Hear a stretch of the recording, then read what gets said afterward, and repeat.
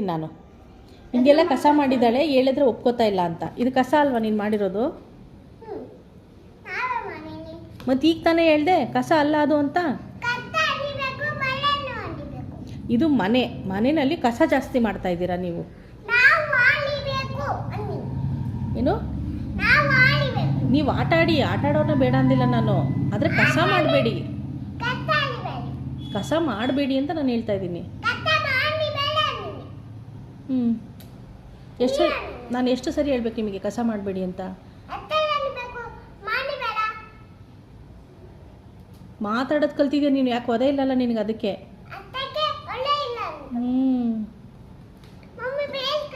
ನಾನು ಸ್ಮೈಲ್ ಕೊಡಲ್ಲ, ನಂಗೆ ಕೋಪ ಬಂದಿದೆ. ಪ್ಲೀಸು ಇಲ್ಲ ಏನೂ ಇಲ್ಲ. ನೀನೆಲ್ಲ ಕ್ಲೀನ್ ಮಾಡು, ಸ್ಮೈಲ್ ಕೊಡ್ತೀನಿ.